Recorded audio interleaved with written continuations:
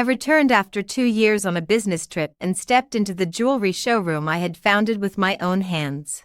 Zhou Shirong, the impoverished student funded by Zhang Jianan, was being surrounded and fawned over like a star in the center of attention. Trying on diamond rings one after another. Using the unlimited black card I had given my husband. She ordered the staff to throw out this eyesore. However, she didn't know that I was the true owner of this store. Serve us well and put your heart into it. Whatever I set my sights on today, Brother Jianan will pay for. She cast a sidelong glance, pinching a diamond ring in disdain as she barked orders at the salesperson beside her. My Brother Jianan is the president of the Brilliant Group. He said he must pick the brightest, most dazzling diamond ring. Only then would it be worthy of his true love for me, Zhou Shirong said in a coy voice, deliberately raising the hand that wore the ring. Her tone laced with a restrained boa's fullness, as though emphasizing some kind of status. Several salespeople immediately broke into ingratiating smiles and hurriedly brought out all the newest diamond rings, placing them carefully onto a velvet tray. Just as I was about to turn away from this somewhat blinding scene, I heard Zhou Shirong's sharp voice ring out. What's wrong with your counter? You let any Tom, Dick, or Harry in here and ruin the mood of your valued customers. She paused, wrinkling her nose in disgust. Who knows whether people like her are carrying germs? If I catch something from her, you people couldn't even pay me back tenfold. I froze, then turned toward the sound. There was Zhou Shirong, lifting a hand glittering with rings, glaring at me with a face full of contempt. As she spoke, she snapped out a black card with a sharp paw, then waved it in front of my eyes as if flaunting a victory. I'll take all of this. Ack it up. Later, we'll put it on our little Qiuqiu to wear as a necklace and play with. My gaze instantly locked onto that black card. On the lower right corner, there was a tiny notch, exactly the supplementary card I had given my husband on the third day after our wedding. I had given Ji Jianan that unlimited black card as a surprise, and he had feigned anger, thrown it to the ground, and chipped off a corner. Yarui, I told you I would never take a single cent from you. I married you because I love you, not because I'm after your money. That day, Zhang Jianan's face had shed red as he said it, his tone agitated as he pushed it back. At the time, I only thought he had backbone, and hurriedly wrapped my arms around him to comfort him. Jianan, we're husband and wife. What's mine is yours. When you make money in the future, won't it be mine too? Are we really going to draw such fine lines between us? In the end, under my gentle persuasion, he reluctantly accepted the black card. After we got married, we worked together to run the company, going to and from work side by side, handling negotiations and social engagements together. That is, until 2 years ago, when the company decided to partner with the overseas tech giant MTS to expand into the international market. It was a project that staked the company's future, and I had no choice but to devote myself to it completely, gradually handing over the daily operations of Huiming Group back home, as well as Jinai Jewelry, the Witten SS to our love, to Zhang Jianan to manage. During that time, he mentioned to me that, under the company's name, he had provided financial support to a poor girl from his hometown named Zhou Shirong. And he even showed me a photograph. The girl in the photo was dressed plainly, with a shy, delicate look in her eyes and features.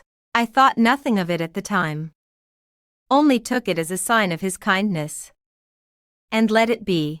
I never imagined that in just 2 short years, This delicate and honest young girl would become so arrogantly presumptuous. And even show up in my jewelry store. Spending my money while acting all high and mighty. Several of the saleswomen had already put on cold expressions and started driving me away. Ma'am, this is the VIP section. If you're not buying anything, please leave at once. Miss Joe is our most important distinguished guest. Please don't dist. Urbanization her pleasure. A younger saleswoman walked up to me, sizing me up and down with unabashed disgust on her face. Her tone was sharp and nasty. This is a luxury counter, not a place for someone like you to broaden your horizons. If you can't afford it, then stop wandering around here like a fool, getting in everyone's way. As she spoke, she actually reached out to shove me. Hurry up and get out. If you dirty our VIP guests' eyes, I'll have security throw you out onto the street. I had gone abroad to expand the market for only 2 years, so how had my own hands founded Genei Jewelry, only to end up hiring these sycophantic, snobbish people who judged others by their looks. At that moment, seeing that I stood there without moving, Jo Shirong suddenly darted up to me in a few steps and swung her hand straight at my face. You filthy woman. I told you to get out. Are you deaf or just mute? Her ring-laden fingers scraped across my cheek, leaving a stinging burn. I was a little stunned too. I hadn't expected her to actually dare to strike someone openly in broad daylight. I covered my face and said coldly, Young lady, if you hit people at will, you'll have to bear legal responsibility. Jo Shirong froze for a moment, then burst into a shrill, ear-piercing cackle, as if she had just heard the biggest joke in the world. Legal responsibility. She haughtily flicked through her carefully styled curls, lifted her chin, and swept her gaze over everyone present from the corner of her eye. Let me tell you the truth, this Genei jewelry store belongs to my brother Jianan. This is trespassing. And even if I beat you to death today, you'd have no one to blame but yourself. As she spoke, she deliberately let out a sigh and put on an affected air. Sigh. I've always been a pretty low-key person. Today I just happened to stop by to inspect the service quality of my family's jewelry store. And I never expected they'd even let in the likes of you, someone so shady and indecent, just to gawk and take advantage. Look. Maybe she came in to steal something. Diamonds are so small, if she hid a few in her mouth, who would know? As soon as the words fell, the faces of several sales clerks changed. Then, in a flash of realization, they understood. So it was the future boss lady herself making an inspection. What are you standing around for? Jo Shirong snapped sharply. Hurry up and search her. If anything in the shop goes missing, you'll all have to pay for it. The sales clerks immediately swarmed over like wolves and tigers. Some began snatching at my backpack, and others even tried to force my mouth open to inspect it. I could no longer tolerate it. With one push of my hand, I shoved one of them away and shouted sternly, Stop. Let's see who dares touch me. I am the true owner of Genei Jewelry. Chin Yaru. Intimidated by my bearing, the few of them faltered slightly, casting suspicious looks over me from head to toe. Today, in order to catch an early flight, I was indeed dressed in a comfortable tracksuit and sneakers, with no makeup on at all. There wasn't a single conspicuous luxury brand logo on my clothes either. Su Rong walked up with a sneer, chin lifted high like a proud peacock. A penniless loser like you, and you still dare to pretend you're the boss of Genei Jewelry. Good thing you ran into me, the proprietress. Today, now I'll show you who the future mistress of this place really is. With that, she dialed a number, deliberately turning on the speakerphone. and looked at me smugly. Her eyes full of provocation. Brother Janan. I ran into a female fraud at our family's jewelry store today. She actually had the nerve to claim she was the boss of Genei Jewelry. Isn't that ridiculous? She pouted, her voice dripping with a coy sweetness, completely unlike her earlier haughty, shrewish demeanor. At the other end of the line, Zhang Zhanan's voice soon came through, tinged with a smile. Oh, so now even scammers have the nerve to be this bold. Shirong, don't stoop to her level. Be careful not to upset yourself. You're pregnant now, so keep your distance from that kind of lowlife and don't hurt yourself or the baby. I'll have Vice Shop Manager Wang go over and handle it right away. I still have an important meeting here. As soon as it's over, I'll come see you. Zhou Shirong immediately nodded obediently, her voice syrupy sweet. Got it. Brother Zhannan, you're the best to me. Mama love you. My eyes flew wide open in an instant, shock crashing through me. What? Zhou Shirong is pregnant. My gaze unconsciously fell to Zhou Shirong's lower abdomen. Zhou Shirong seemed to sense my gaze and proudly straightened her still not subious belly, looking at me with a haughty, triumphant air. I did not sit down. Instead, I looked coldly at Zhou Shirong, my eyes as sharp as knives. Agoo. D. Show. You're sure you can still keep singing this play? Not long after, a slightly plump middle-aged man with slicked back hair hurried over, with a dark expression. He swept his gaze around the room, and his eyes finally landed on Zhou Shirong. At once, he put on a sycophantic smile. Miss Zhou, if I'd known you were coming, I would have come out to welcome you personally. As he spoke, his tone suddenly changed. He pointed at me sharply and barked. You actually dare steal in front of Miss Zhou, and even pretend to be our boss. You must be dealt with severely. With that, he was about to call the security guards. Enough, I snapped sharply. My voice wasn't loud, but it carried an undeniable authority, instantly overpowering Deputy Manager Wang's. Deputy Manager Wang, do you know the company regulations? When handling disputes with customers, one must first ascertain the facts before taking any action. Why rush to judgment? Deputy Manager Wang was stunned by my sudden display of authority. The flesh on his face trembled, and for a moment he was left speechless. The smug look on Zhou Shirong's face grew even more pronounced. She waved her hand haughtily. I was just looking around. I don't like anything too flash. Hi, Deputy Manager Wang. Send this thief to the Public Security Bureau right now. The few saleswomen had still been hesitating a moment ago, but now that the assistant manager had confirmed Zhou Shirong's identity, they immediately clustered around her, showering her with attention. Future madam of the house, please sit down and rest.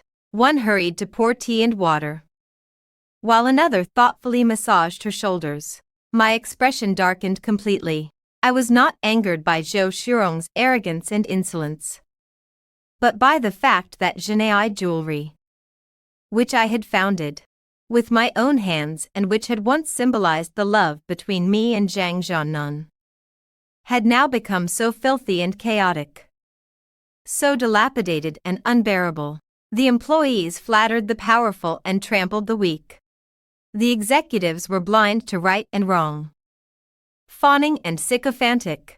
Seeing the two security guards striding over menacingly, I did not shout, but let out a cold laugh, my tone dripping with utter sarcasm and ice. Who dares lay a hand on me? Try it and see. Are the surveillance cameras at Genei Jewelry just for show? Everything you do will be recorded and become evidence in court. Assistant Manager Wang, are you sure you want to ruin years of your own career for an outsider? That Assistant Manager Wang sneered and said dismissively. Humph. No one who comes here today can save you. I'm the assistant manager of this store. And I have full authority to deal with a thief like you. Our manager Chen just happens to be on leave today. He turned to Zhou Shirong, his tone growing even more obsequious. Miss Zhou I Wang. Owe you a debt of gratitude for recognizing my talent.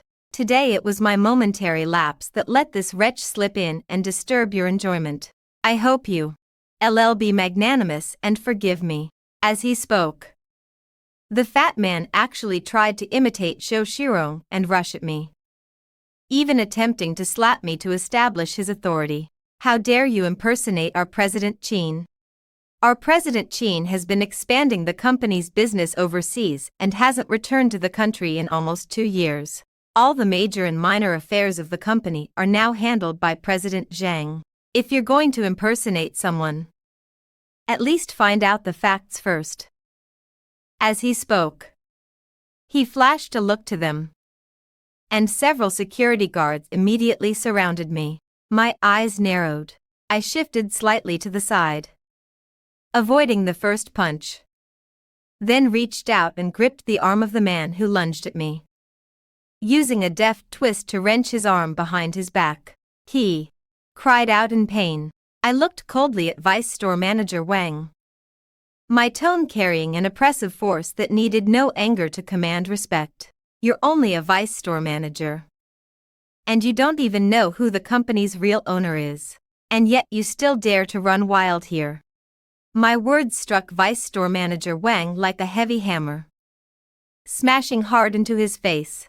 His complexion turned deathly pale in an instant, and cold sweat broke out across his forehead. Deputy Store Manager Wang stood before Zhou Shirong in a servile, ingratiating posture, flattering her.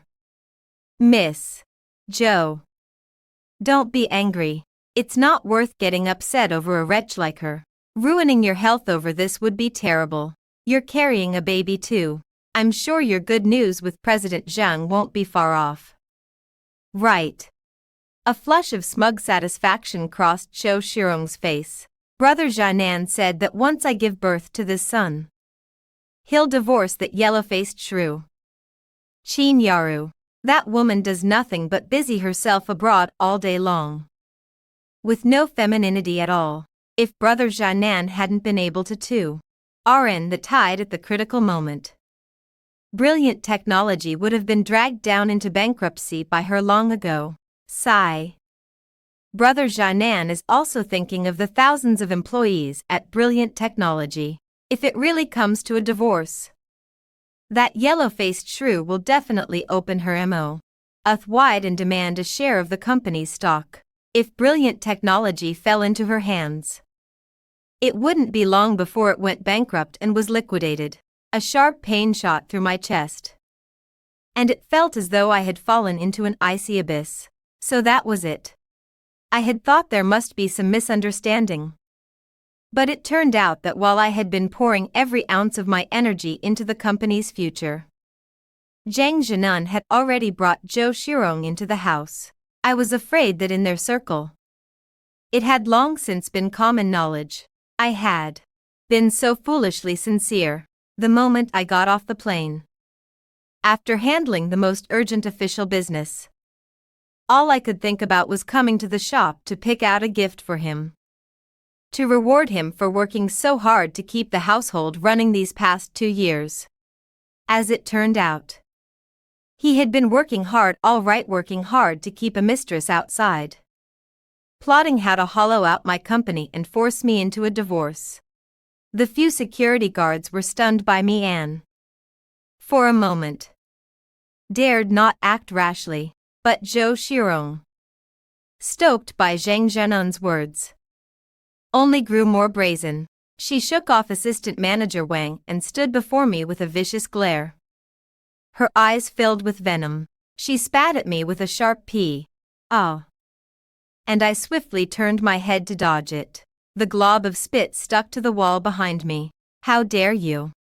My gaze was as cold and sharp as a blade. I swung my hand straight across her face, with a crisp, ringing slap. The imprint of my fingers instantly bloomed red and swollen on Zhou Shirong's cheek. She clutched her face, staring at me in disbelief, clearly never expecting me to fight back. Tell me, were you planning to steal something and sell it off? Then pretend to be rich so you could go after those wealthy old men. She covered her face, her voice shrill, as she spoke. She looked me up and down with contempt, a vicious smile curling at the corners of her mouth. At your age, you old woman, even if you stripped naked and offered yourself to someone's bed, they still might not want you. You think you're as young and pretty as I am, with assets to spare. I took a close look at Zhou Shirong, nourished by Zhang Jianen's money. She truly looked nothing like the thin, haggard girl in the photo from 2 years ago. Her skin was much fairer, her face lightly made up with delicate cosmetics, and the latest Chanel dress she wore did, indeed, lend her a certain so-called youthful glamour. When I was exhausting myself for the company, where were you? Playing in the mud. And now, you're only daring to yell at me because you're living off someone else's charity. I sneered, dismissing her vanity with contempt. Zhou Shirong was shaking with rage. She pointed at me, her voice trembling. Strip her clothes off. Let her take a good look at the sorry state she's in now and see what she's really worth. Let's see whether she still dares to come out stealing things, whether she still dares to pretend to be rich. As soon as her words fell, several security guards exchanged glances. After the lesson from Deputy Manager Wang, they were a little hesitant, but Zhou Shirong's order, together with Deputy Manager Wang's glare, finally made them steel themselves and close in on me. One of them reached roughly for my coat. I jerked in resistance, driving my elbow hard into the bodyguard behind me, while with my other hand I clutched my chest tightly, refusing to let them succeed. How dare you?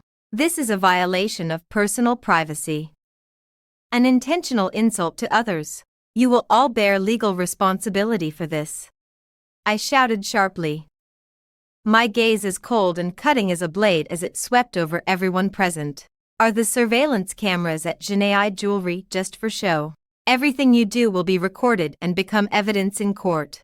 I'll make you learn the consequences of crossing Qinyerai. But Zhou Shirong seemed to have heard nothing but a joke. He slapped me again with a loud crack, making stars explode before my eyes. Don't talk to me about some damn legal responsibility. Beat her hard. And when you're done, throw her out onto the street so everyone can see what this shameless old thief really looks like. You want to talk to me about privacy rights? Who do you think I am? I'm telling you, even if I had someone beat you to death here today, my brother Jianan would still smooth everything over for me. At that moment, Deputy Store Manager Wang edged over, a trace of hesitation on his face. He lowered his voice and said to Zhou Shirong, Miss Zhou, I think, maybe let it go. If this really blows up into something serious, I'm afraid I won't be able to explain it to President Zhang. Zhou Shirong shot him a sharp glare, her tone turning even more arrogant. Who exactly do you think your President Zhang is? He's the father of the child in my belly, my future husband. Everything in Jinei Jewelry will belong to me in the end. If anything happens, I'll take full responsibility. What do you need to explain? Say one more useless word, and believe me, I'll have you thrown out of here right now. Startled by her rebuke, Deputy Store Manager Wang shrank his neck and hurriedly nodded and bowed, not daring to say another word.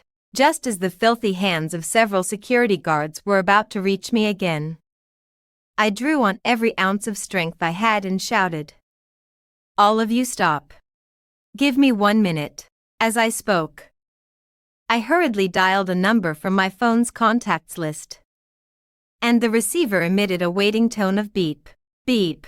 I cursed inwardly in anxiety. Bastard. Zhang Jianan. Pick up the phone. Now.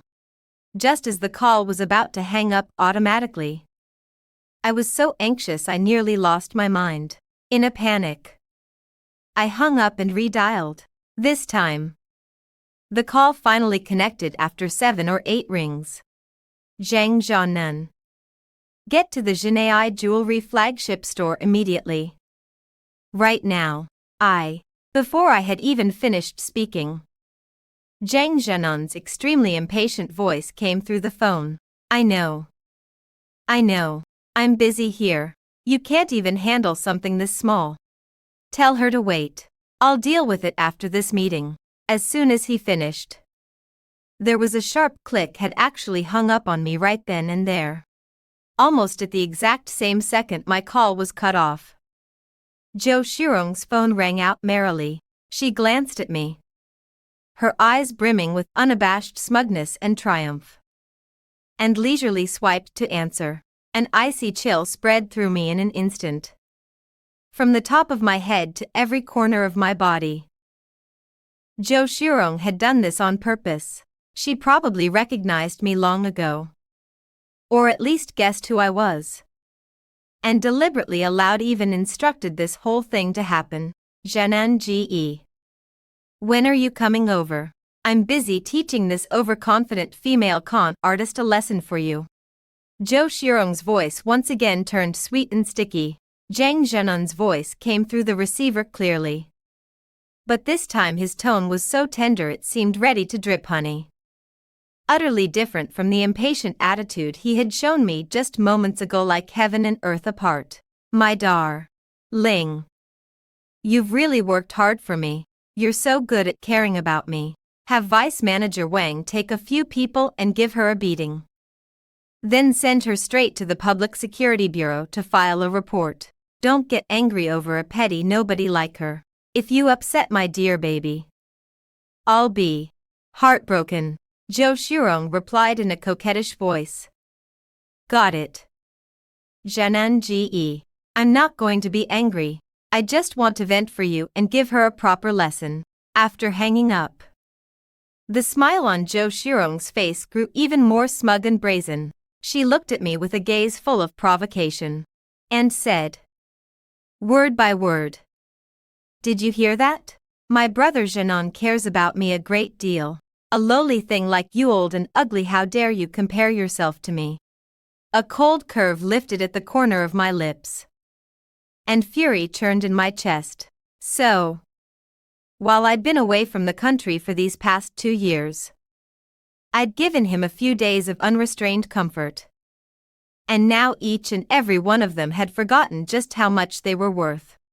I had let him handle the domestic business, yet he had truly forgotten who the real master of this family and this company was, not only keeping a mistress outside, but even trying to join forces with outsiders to swallow up my company's assets. Drag her out to the street for me. Beat her hard. Zhou Shirong screeched the order, a ferocious gleam of cruel satisfaction spreading across her face. No sooner had the words fallen than several security guards pounced on me like wolves and tigers, forcibly dragging me out to the street outside the jewelry store. Zhou Shirong followed close behind, pointing at me as she screamed herself hoarse at the passers-by who had gathered, slandering me as a shameless mistress who specialized in seducing other people's husbands and destroying their families. The passers-by all stopped in their tracks, pointing at me and whispering among themselves, their voices buzzing in a chorus of gossip. Looks like he's got a decent human face. But who would have thought he'd turn out to be a mistress? Nonsense. If she weren't pretty enough, how could she possibly have the guts to be a mistress? Isn't she just relying on that fox spirit face of hers, selling herself out there, among the crowd watching?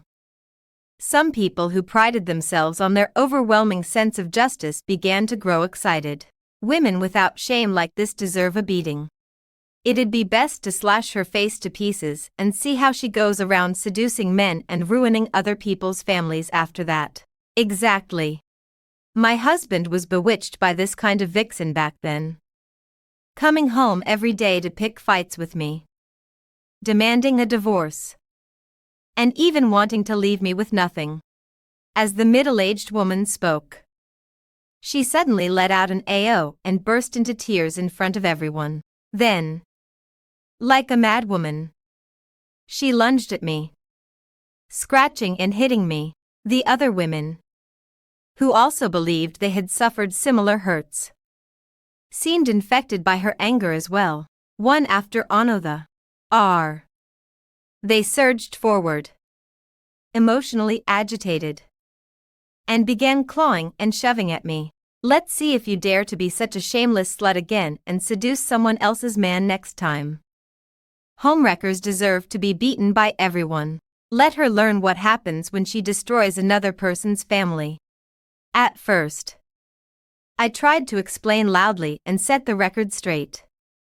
But my voice was quickly drowned out by all the vile abuse and curses.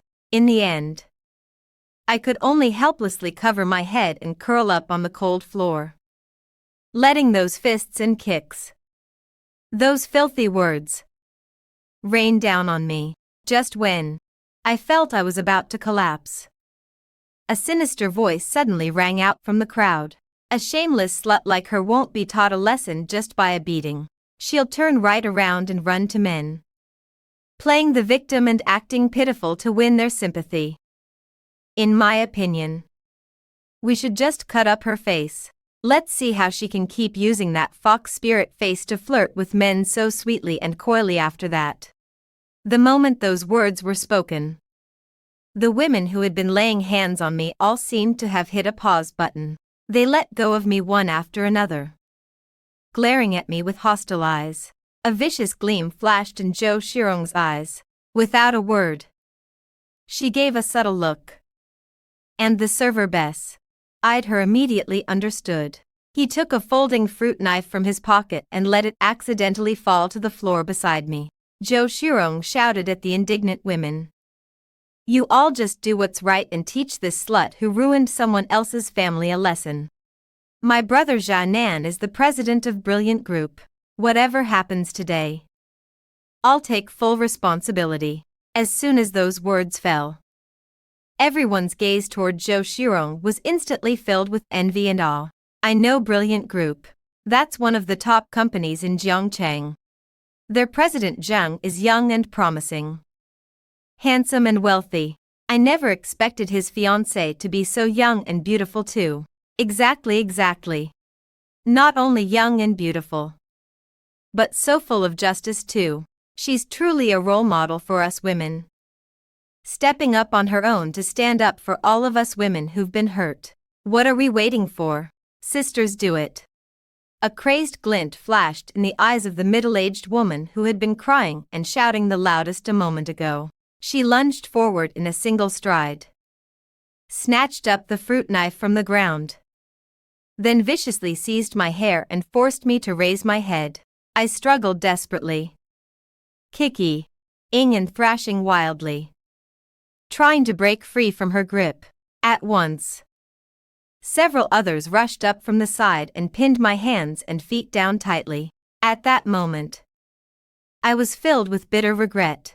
I regretted being too confident, thinking that nothing could happen on my own turf. And letting the bodyguards return directly to company headquarters after handling the other matters without having them accompany me. I had never imagined that human hearts could be so vile, that these people could be so brazen. The middle-aged woman's face twisted into a ferocious, resentful expression. She raised the fruit knife high in her hand and brought it down viciously across my cheek. A searing pain shot straight to my heart, and warm blood instantly gushed from the wound. Grimacing in agony, I instinctively tried to cover the cut on my face with my hand. But my arms were pinned down tightly by those women, leaving me utterly unable to move. Blood dripped from my cheek drop by drop, falling onto the cold ground and quickly staining it with a glaring, dark red blotch. Just as the woman raised the knife again, preparing to slash my other cheek, a sharp female voice suddenly rang out beyond the crowd.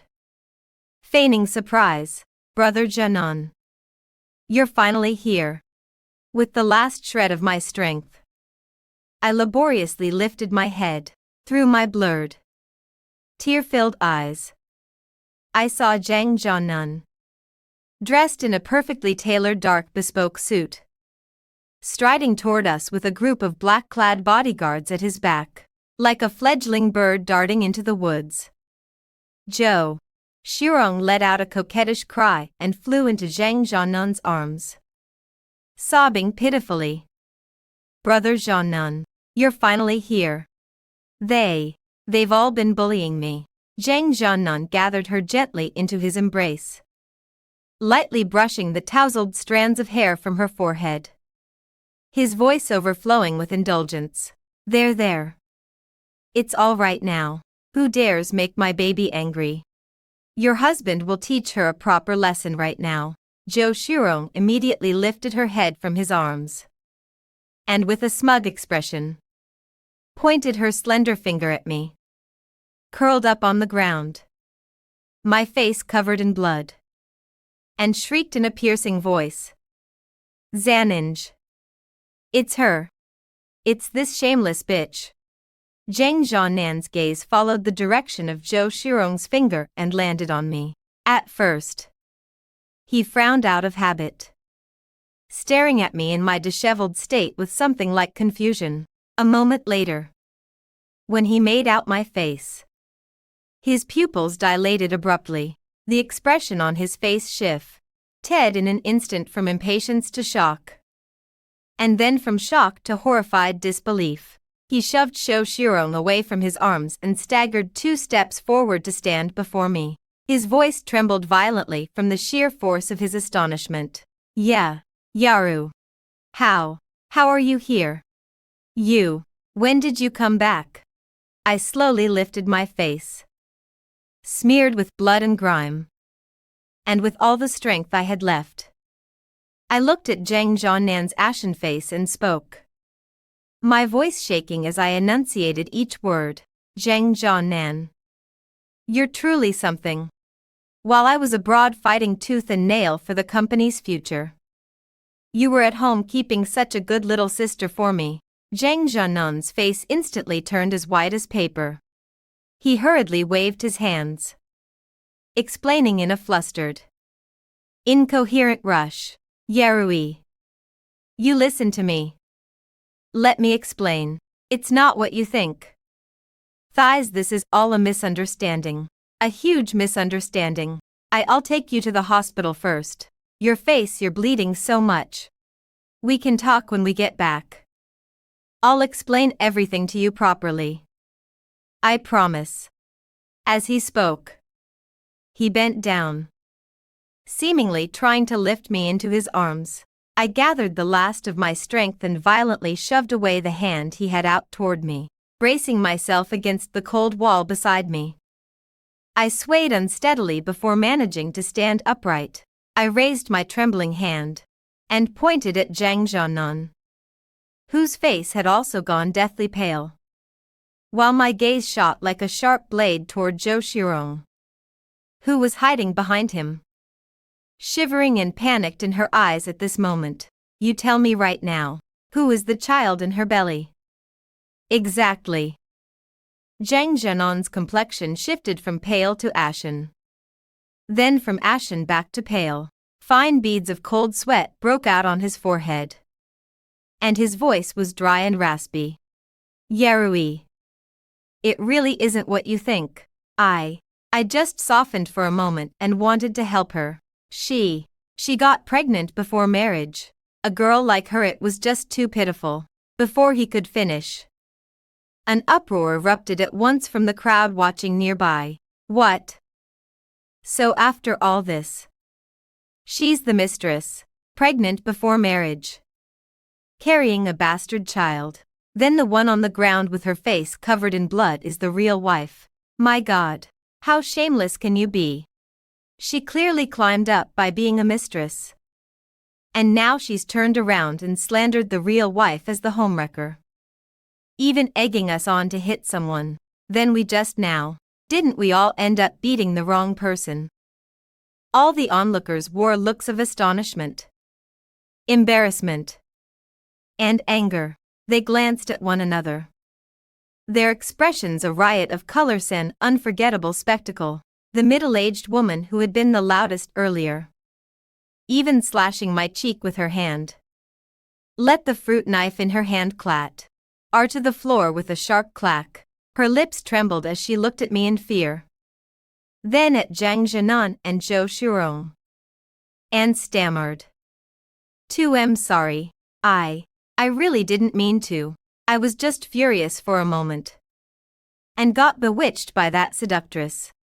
The thing I hate most in my life are mistresses. How could I abet evil and help a mistress beat up the lawful wife?"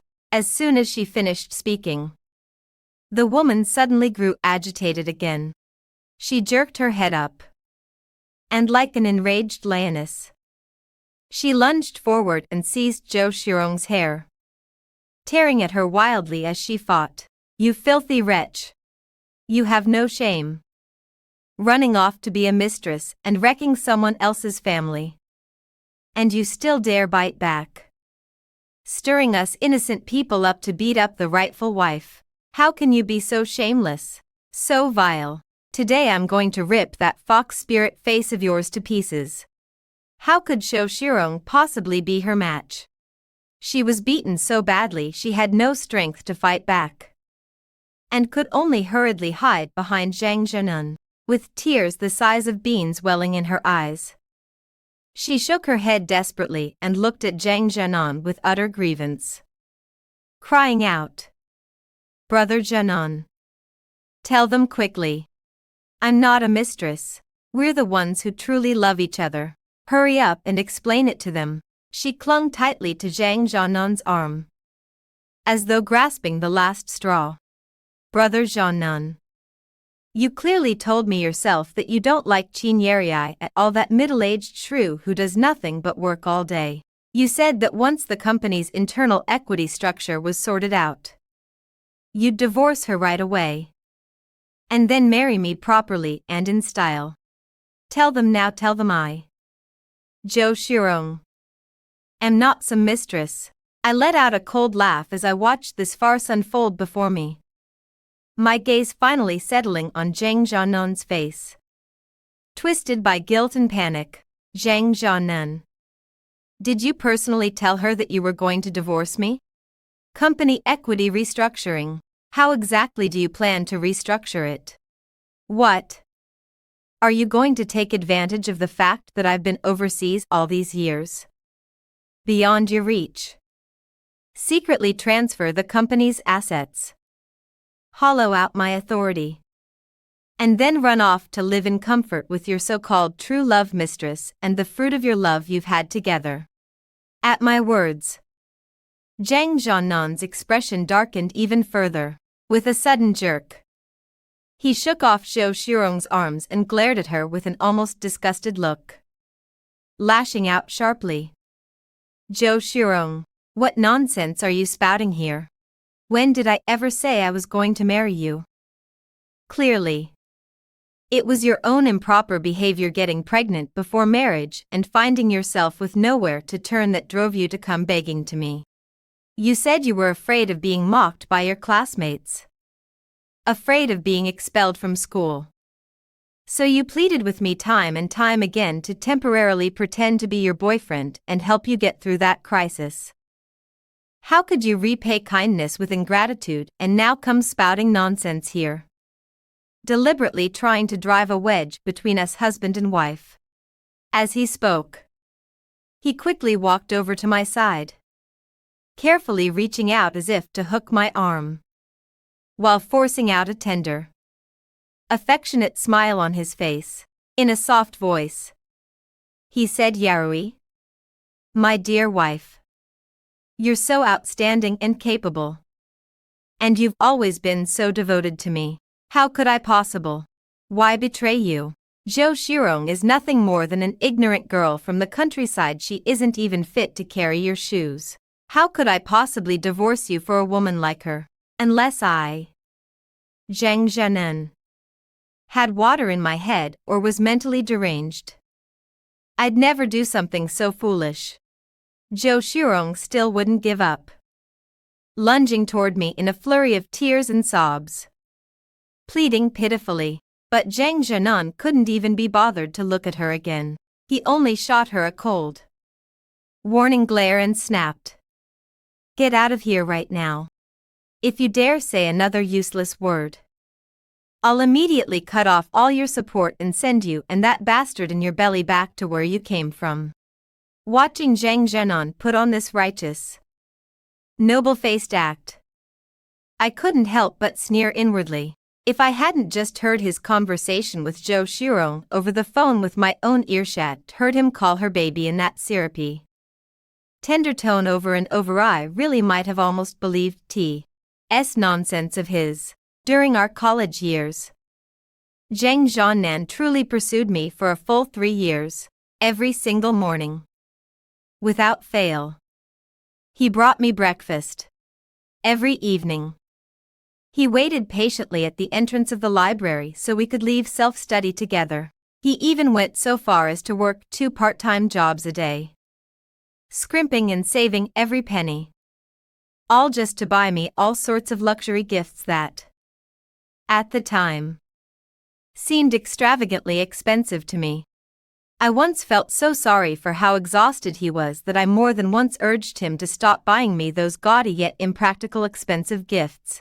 But he would always clasp my hand tightly and, with unwavering determination in his eyes, say to me, "Yarui, I'm a man. A man should strive and fight hard to provide the woman he loves with the best life in the world. Yarui, although I have nothing right now, I believe that with my effort and talent, I will surely rise above others one day and make you the happiest woman in this world." And so I lost myself step by step in the so-called deep affection Zhang Zhenan had woven for me, even going so far as to quarrel bitterly with my father, who had always loved me dearly. In the end, I got my wish and married this man whom I had once believed was worth entrusting my life to. But I had never imagined that barely 3 years into our marriage, with the bright red on the headboard of our new bed not even fully faded yet, the vows he had once sworn so solemnly would already have vanished without a trace, as though they had never existed at all. What a pity he was still far too impatient.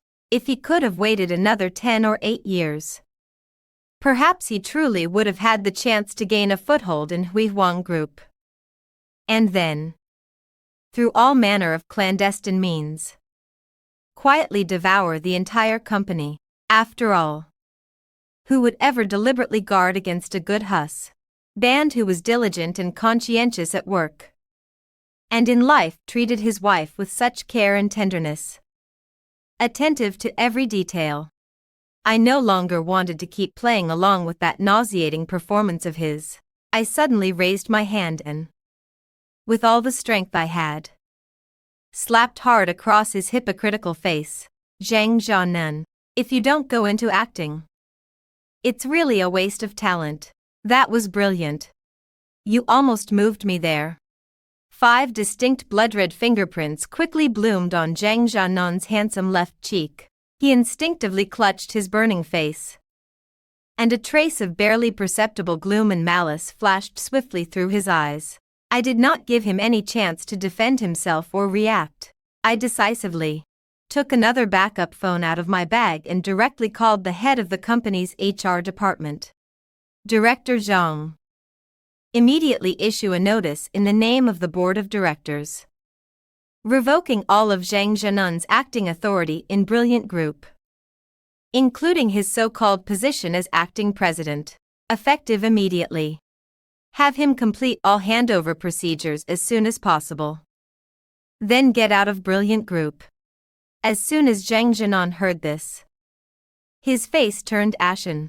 Panic and disbelief were written all over him. He opened his mouth, as if still wanting to step forward to beg and explain something. But I couldn't even be bothered to look at him again. Turning around, I pointed at the people NEA RBY who had either laid hands on me just now or insulted me with their words, and said in a cold voice, I Chin Yarui will not let a single one of you who hurt me today off the hook. The entrance of this jewelry store and the surrounding streets are all covered by high-definition surveillance. Go turn yourselves in to the Public Security Bureau now. And you may still be able to lenient treatment. Otherwise, when my legal team gets involved, you'll bear the consequences.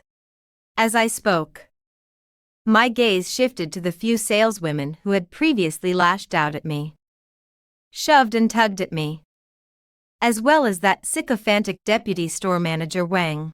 In a tone devoid of any warmth, I declared, the few of you are fired from Jinei Jewelry. Effective immediately. Pack up your personal belongings at once and get the hell out of here. At those words, the few people instantly panicked. Their faces turned ashen, and they hurried forward, crying and pleading, President Chin. President Chin. I was wrong. I only just joined Jinei Jewelry not long ago. I am a newcomer. I really don't know you. Please be magnanimous and don't fire me. I still have elderly family members and children to support at home. Yes, President Chin, we really didn't mean it. It was all that Zhou Shirong. She and President Zhang really did come to the store a few times before. And she kept claiming to be Mrs. Zhang. How could we, as subordinates, dare to neglect her? Please give us one more chance. I looked silently at the several people before me, all of them in tears and begging bitterly. Yet I felt not the slightest trace of pity or softness in my heart. Jinei Jewelry was named for true love. The principle we uphold is eternal love. Service above all, no matter what status the other person has, no matter how she is dressed. Once she steps into a Jinei Jewelry store, she is our customer, and you, because she dressed plainly and did not reveal her identity, can you trample on her and belittle her at will, regarding her with such snobbish, mean-spirited eyes. Those ordinary wage earners, do they not have the right to pursue beauty, to pursue love? Does their love not deserve a piece of jewelry symbolizing eternity as a witness? Jinei Jewelry does not need employees like you who change with the wind and fawn on the powerful. Leave at once. The few of them sobbed and pleaded, seeing that my attitude was resolute and unyielding. They could only depart in desolation, glancing back step by step. At that moment, Vice Manager Wang, who had been hiding behind the crowd and trying to slip through the cracks, suddenly let out a shrill "Cr. Why, like a cat with its tail stepped on. You can't fire me. I was personally appointed as vice manager by President Zhang. I'm Zhou Shirong's distant cousin. Back then, he personally promised me that if I came to Jinei Jewelry and worked hard, he would definitely look after me in the future and let me rise to prominence. What gives you the right to fire me just like that? At this, I couldn't help but let out a scoff. So this was another fool who couldn't even tell what situation he was in, still oblivious, even now, that he had clung to the wrong thigh and latched onto the wrong backer, just as I was about to have security throw him out as well. The real Storma, Nager, Manager Chen, finally squeezed in from outside, drenched in sweat. The moment he saw me, he was like a drowning man grasping at a lifesaver, his voice trembling with tears. Chin, President Chin, you're finally back. If you hadn't come back soon, our Jinei Jewelry would have been completely ruined by this man surnamed Wang. Only through his halting, aggrieved, and fearful account did I gradually piece together the full truth of the matter. It turned out that about half a year ago, Zhou Shurong, through some unknown means, had brought this so-called distant cousin, Vice Manager Wang, from her hometown to Jiangchang. Then, through Zhang Jianan's connections, she forcibly inserted him into the flagship Zhenai jewelry store and had him directly appointed as vice manager. His authority at one point even seeming to overshadow Manager Chen's. Ever since this deputy store manager Wang took office, he had been USI ing Zhang Zhenan's name every day to lord it over the store. Not only did he arbitrarily jack up the prices of certain pieces of jewelry to deceive customers, he also withheld bonuses and commissions from the employees under him, leaving the store in utter chaos and the staff full of resentment. Store manager Chen had once mustered up the courage to report deputy store manager Wang's problems several times to Zhang Zhenan, who at the time was still nominally responsible for the operations of Zhenai jewelry. But each time, Zhang Zhenan brushed him off with excuses like, "Young people need more tempering. As a veteran employee, you should be more tolerant. Don't be afraid of newcomers stealing your thunder." On one occasion, Zhang Zhenan even publicly docked store manager Chen's bonus for 1 month in front of all of Zhenai Jewelry's middle and senior management, on the grounds of poor management, leading to customer complaints. Zhang Zhenan had even kindly reported these matters to me. Of course, in his version of events, store manager Chen became the poster child for narrow-mindedness and pushing newcomers out, while deputy store manager Wang was turned into a capable, enterprising go-getter, bold and ambitious in opening new ground. At the time, I was busy with crucial negotiations for the MTS partnership and simply had no extra hands to spare. So I let him handle everything entirely on his own. I never expected that this would allow him to indulge such a villain. Thinking of this, I felt nothing but guilt toward store manager Chen. I reached out and patted his sly, stooped shoulder, saying sincerely, "Store manager Chen, you've really had a hard time these past years. How about this? The company will make up 6 months' salary to you as a bonus. And from today on, you will officially be promoted to Regional Director of Zhenai Jewelry's East China region, responsible for the operations and management of all stores in the region. In a little while, I'll have finance transfer he bonus directly to your card." I paused to think for a moment, then went on, "I remember you're one of the earliest veteran employees to have joined Zhenai Jewelry. Right. To commend your loyalty and contribution to the company, and to thank your wife for all these years of silent support for your work. You may choose any diamond ring in the store valued at no more than 500,000 yuan and give it to your wife. The expense will be covered by the company." As soon as Manager Chen heard this, his face lit up with sheer delight. So excited was he that he kept waving his hands. "Thank you, Mr. Chen. Thank you for your trust and promotion. Mr. Chen, it's not hard work at all. This is what I should be doing, to be able to work for you, Mr. Chen, and to serve Zhenai Jewelry is my honor." Chen's honor. The other several saleswomen nearby, who had not taken part in the wrongdoing, looked at Manager Chen with eyes full of envy and admiration. As for those few saleswomen whom I had previously named and fired, but who still clung to a sliver of hope and had not yet left, they once again crowded around me, trying to plead with me for mercy.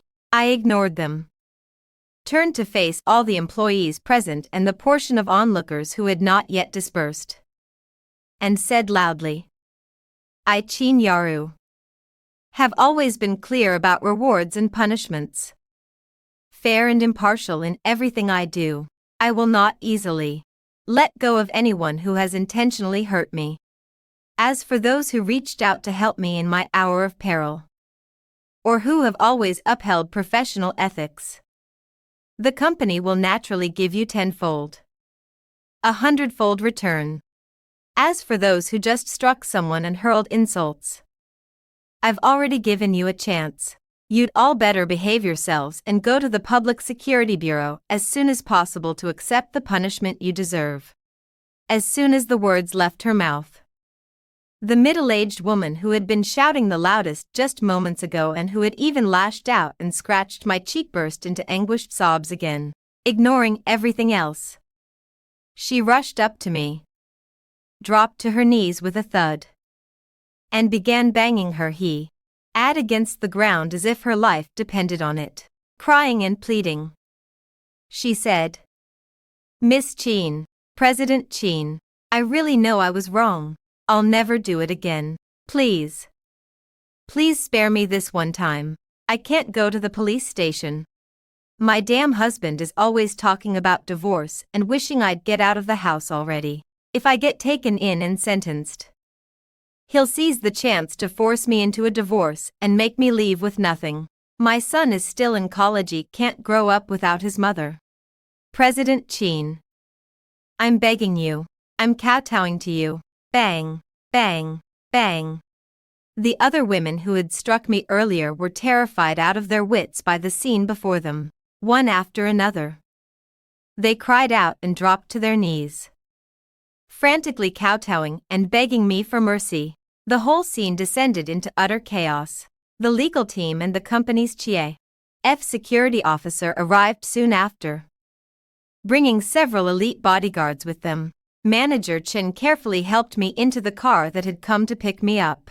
The driver stepped on the gas, and the vehicle pulled smoothly away from the chaotic scene, heading straight for the nearest private hospital. Behind us faintly, the desperate howls of those people could still be heard, along with shrill curses and the sounds of various objects being shoved over and smashed. It seemed that before the police arrived, the onlookers, having been incited by Zhou Shirong and then realizing they had beaten the wrong person, had vented all their rage on the real culprit, Zhou Shirong, and on that foolish deputy manager Wang. The crowd shoved and tore at one another in a heap, the situation spiraling out of control and turning into a wholly disgraceful spectacle. I did not look back even once. Some of them were not, in essence, irredeemably bad people, but that self-righteous kind of kindness, that so-called defending justice that cannot tell right from wrong and blindly follows the crowd, can sometimes be, to an innocent victim, an even crueler and more devastating kind of harm. Online mob violence, verbal abuse in the real world, and even physical violence. These acts not only cross the bottom line of morality, but also gravely trample on the dignity of the law. When I got to the hospital, the emergency room doctor swiftly and professionally cleaned the wounds on my face, then carefully stitched and bandaged them. The doctor said that, fortunately, although the wound looked terrifying, it was not very deep. As long as I took proper care of it afterward and watched my diet, it probably would not leave too noticeable a scar, considering that I had suffered a heavy blow and had been kicked. The doctor, out of caution, still suggested that I should ideally stay in the hospital for observation for a day, and undergo some more comprehensive examinations to rule out potential risks such as internal bleeding. I also felt somewhat unwell, so I obediently completed the admission procedures. Early the next morning, I was feeling much better, so I got out of bed and prepared to go find my attending physician to ask about what precautions I should take next. Just as I turned the corner in the VIP ward corridor, I unexpectedly saw a familiar figure.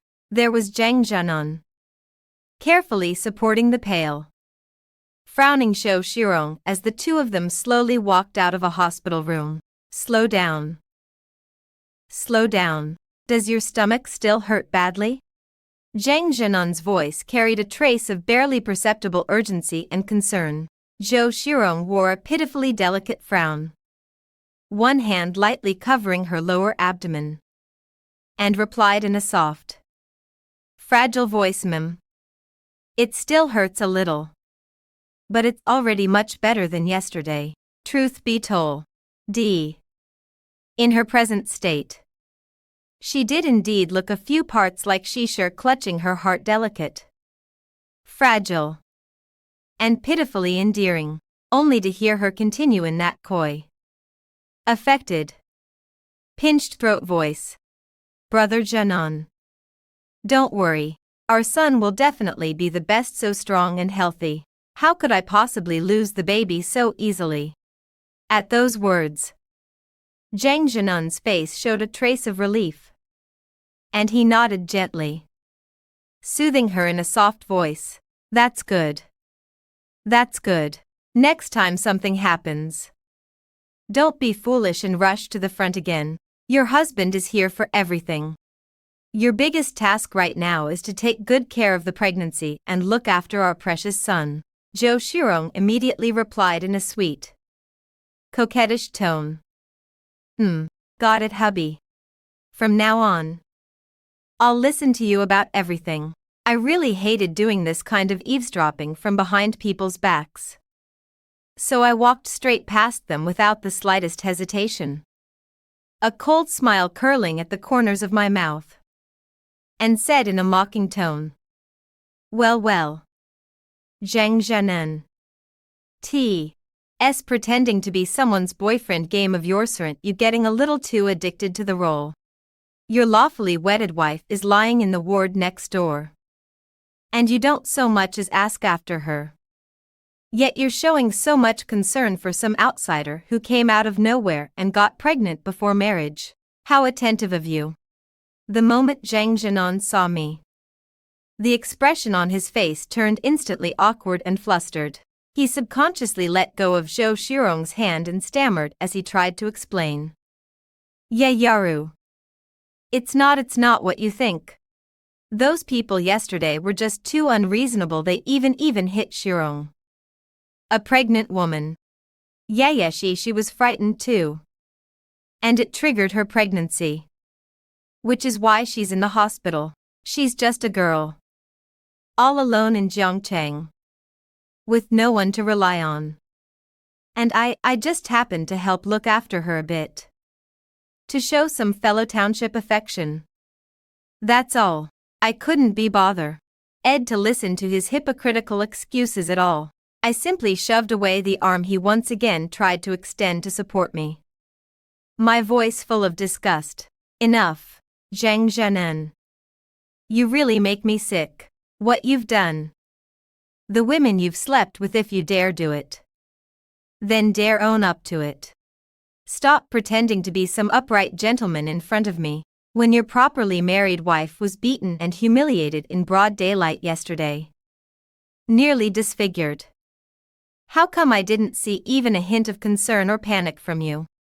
Yet for some person who has absolutely nothing to do with you, you're so considerate, so solicitous, fussing over every little thing. You really are unbelievably broad-minded, aren't you? Besides, even if the child in her belly really is yours, it's still an illegitimate bastard that can't see the light of day. Once it's born, people will still point fingers and talk behind its back. If she really miscarries now by accident, that would actually solve everything once and for all, sparing you trouble in the future." Zhang Zhenan's face instantly turned extremely ugly. His lips trembled as if he wanted to argue, yet no words came out. But Zhou Shirong behind him seemed to have been hit in a sore spot. Suddenly, she grew agitated, craning her neck and glaring at me through misty tears, her sharp voice ringing out as she shouted, "General Manager Qin, no matter how rich and powerful you are, you can't just humiliate me and my child like this. This is my baby, a piece of flesh that fell from my body. What right do you have to use such vicious words to curse him? I let out a snort of laughter, looking her up and down with contempt in my eyes, and said word by word. What right? Just the fact that I'm standing here now, while you are nothing more than a third-rate homewrecker who can't be seen in public. What, Miss Jo? You've forgotten that quickly. Yesterday in Genai jewelry store. Weren't you the one saying, over and over, my brother Jianan has money. Everyone else is just a penniless nobody. Scum beneath scum, and whoever I want to crush, I can crush. What? It's only been a day, and now you've suddenly become so pure and noble, so full of backbone. You think saying someone's rich is humiliating you. Then yesterday, when you were riding on Jing Jianan's money, abusing your power, insulting and beating others, why didn't you think that acting superior to them was humiliating them? When you pointed at my nose and called me shameless, a homewrecker, did you ever imagine there would be a day like this? My words left Zhou Shirong utterly speechless in an instant. Her face flushed crimson, her eyes brimming with humiliated tears. She opened her mouth, as if wanting to retort, but in the end she only lowered her head even more miserably, turning a pleading gaze toward Zhang Jianan beside her. Obbing. Jianan Gij. Back then. It was clearly you who told me to use your name, saying that whenever I ran into trouble outside, as long as I mentioned your name, no one would dare bully me. Sister Shi, how can she humiliate me like this? Curse our unborn child with such vicious words. At last, Zhang Jianan could bear it no longer. His face darkened as he looked at me with a complicated expression, his voice carrying a hint of suppressed anger. Yarui, how can you become so mean and vicious? At any rate, that's an innocent little life. How can you say something so cruel? I looked at the look of pain on his face and let out another cold laugh. Without wasting another word on him, I pulled a stack of photos I had long since prepared from the bag at my side and flung them hard into his face, scattering the pictures all over the floor. Zhang Jianan, you leeching, wife-built-up pheasant man. You actually took the money I, Qin Yarui, earned and used it to keep a mistress outside. And you even had the shameless audacity to want to have an illegitimate child, trying to usurp someone else's rightful place. Do you really think everyone in the world is as stupid as you are? In the photographs, every single one showed Zhang Jianan embracing Zhou Shirong as they entered and left all kinds of upscale hotels and restaurants. There were also scenes of the two kissing in a car, or leaning close together as they strolled through a park. Every photo clearly documented the filthy, disgraceful affair they were having behind everyone's back. In front of the camera, the two of them always smiled so brightly, so sweetly. As if they were the perfect match made for each other. Looking at the photos scattered across the floor, all the color drained from Zhang Jianan's face in an instant. His eyes were filled with a panic and terror he couldn't hide. Yarui, no. That's not it. These photos are all malicious slander from someone else. They deliberately picked angles and took candid shots to frame me. During that time, it was just because Shirong was pregnant and it was inconvenient for her to move around. So I occasionally accompanied her out for a walk and some exercise. That's all. There was nothing improper between us. I fixed my gaze on Zhang Jianan, my heart utterly cold. I had never known that his skill at opening his eyes and telling lies could have reached such a consummate level. I was afraid that even if he were caught in the act in bed today, he would still be able to come up with all kinds of lofty, righteous-sounding excuses to wriggle out of it and argue his way through.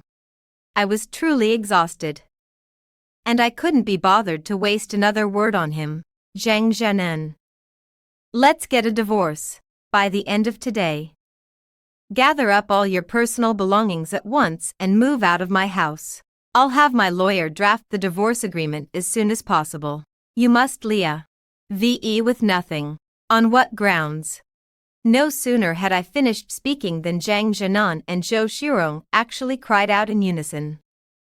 Their voices filled with anger and resentment. I looked at this pair of united in mutual hatred with some surprise. And said coldly, "Oh. Then what do you think should be done?" Zhang Zhanan frowned tightly, his expression shifting unpredictably as he fell into thought for a long while. In the end, as though he had made up his mind about something, he clenched his teeth and said word by word, "I've worked hard to manage Glory Group for a full 3 years. Over these 3 years, how much blood, sweat, and effort have I poured into the company? The reason Glory Group's performance was able to double, the reason its market value kept hitting new highs, is all because of me.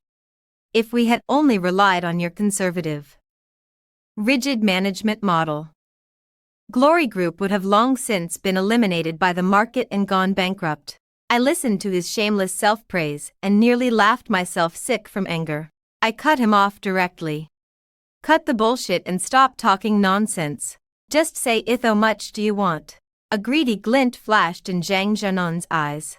He took a deep breath and brazenly demanded, "I want 50% of the shares in Huihuang Group." I almost thought my ears were playing tricks on me. Huihuang Group was a family business founded by my grandfather An, through the painstaking efforts of my father and me over 2 generations. Its market value had long since surpassed 10 billion, and Zhang Zhanan dared open his mouth and demand half the shares. This was nothing less than a snake trying to swallow an elephant. Sheer wishful thinking. His appetite was far too big. Zhang Zhanan, you cheated during our marriage and were at fault first. And now you still have the nerve to stand here bargaining with me, trying to split half the family fortune. Just what material is your face made of, since you're determined to be so stubborn and unreasonable? Then there's nothing left for us to talk about. See you in court. I'll have my legal team submit every single piece of evidence of your marital infidelity, as well as your suspected transfer of company assets, to the judge. One by one. Just as I was about to turn and leave, Zhou Shirong, who had been standing silently to the side all along, suddenly rushed forward like a madwoman and tightly seized my arm. She screeched, "Qin Yarui, you're so rich. Why do you still have to be so petty? Brother Zhanan sincerely stayed by your side for a full 6 years. He served you for 6 years like a servant, even if you did once spend money to keep a gigolo. After 6 years, the bill should have been paid off by now. Shouldn't it? Besides, over all these years, hasn't Brother Zhanan created profits for your company? Why should he leave with nothing? You heartless, venomous bitch." My gaze instantly turned as cold as a blade. I had seen shameless people before, but never anyone so brazen, so utterly shameless as to twist black into white. A gigolo, paid companionship.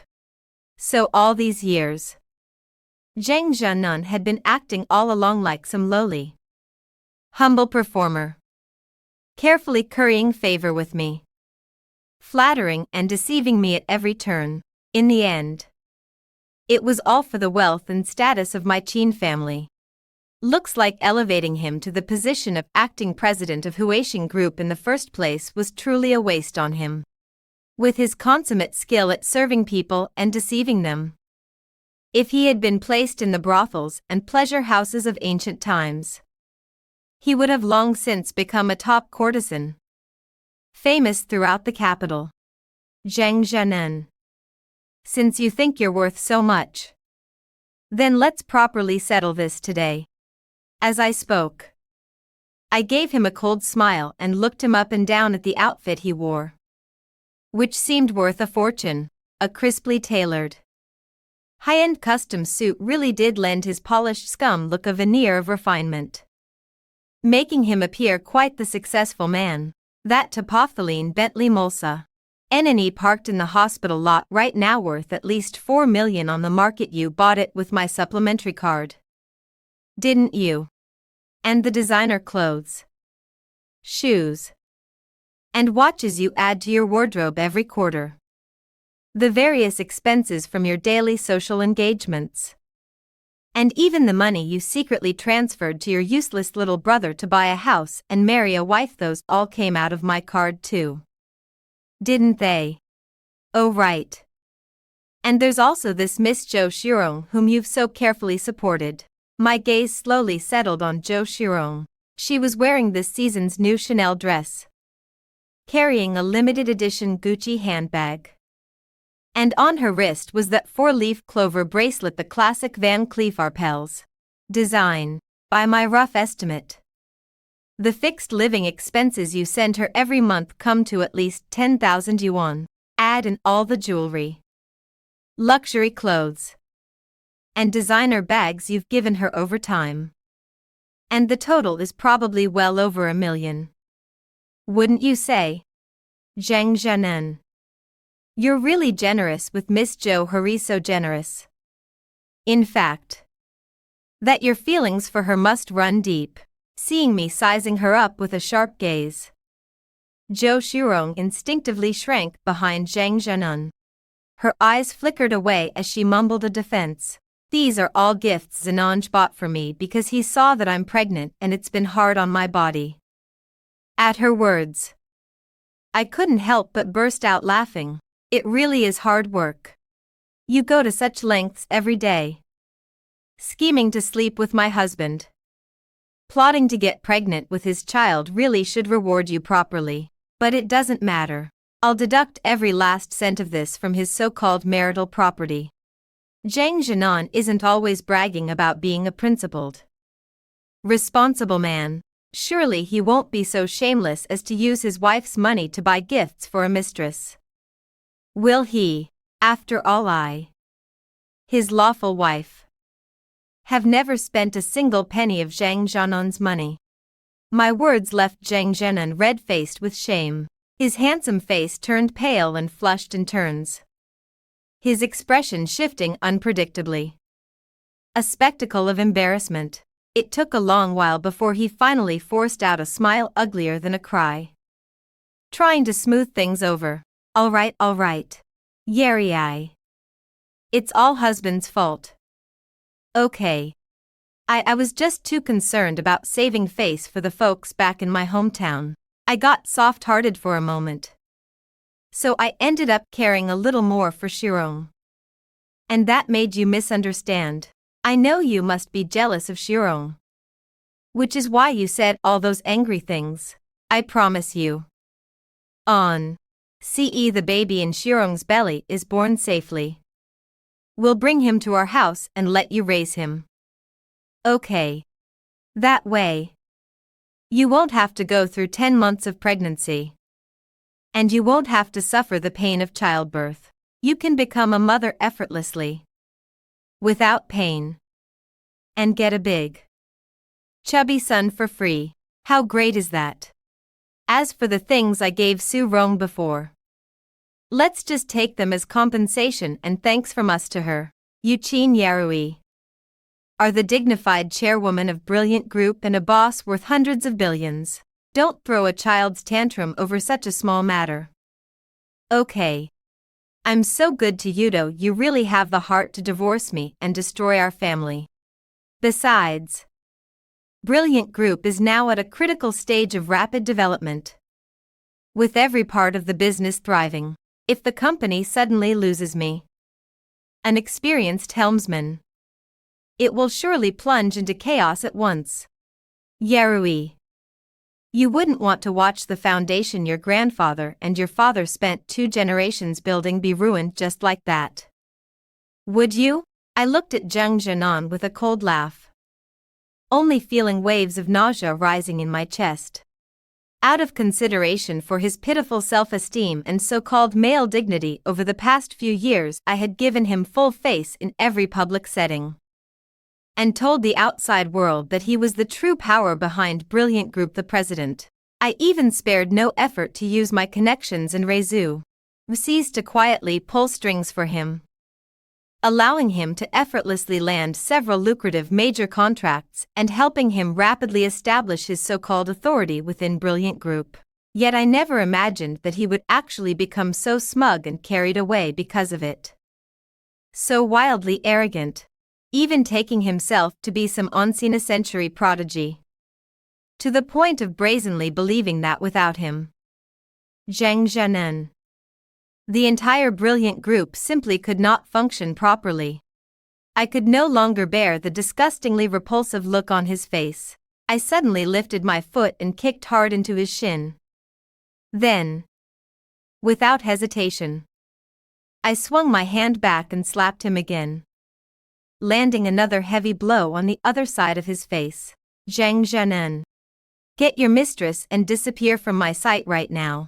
Get out of my company. Otherwise, I'll call the police immediately and report you for intentional assault and extortion. Zhang Zhanen clutched both cheeks, which had already swelled red at a visible rate, and the expression on his face finally could no longer hold together. His eyes, which had always carried a gentle smile in ordinary times, were now bloodshot from sheer rage and humiliation, glaring fiercely at Qin Yaru. Don't you stand there acting so high and mighty? So what if you have a little money? What's so great about that? I'm telling you. Even if I, Zhang Zhanen, leave Huiguang Group, there are plenty of big companies with real clout lining up to hire me. Which one of them isn't promising me an annual salary of over $1 million? Plus generous stock options. If you keep making a scene like this and deliberately playing me for a fool, just you wait till you believe I, Zhang Zhanen, will divorce you right now. He seemed to grow angrier the more he spoke, and went on to denounce her indignantly. Over all these years, what have I, Zhang Zhanen, ever done wrong to you? If you say east, I absolutely won't go west. If you say beat a dog, I absolutely won't chase a chicken. Back then you said over and over that your money was my money. That husband and wife were one. Have you already forgotten all that? My child isn't your child too. How much hardship and suffering has Su Rong endured since she was little? And now she's still risking her life, painstakingly carrying your child for you. Why must you refuse to let go of that little girl?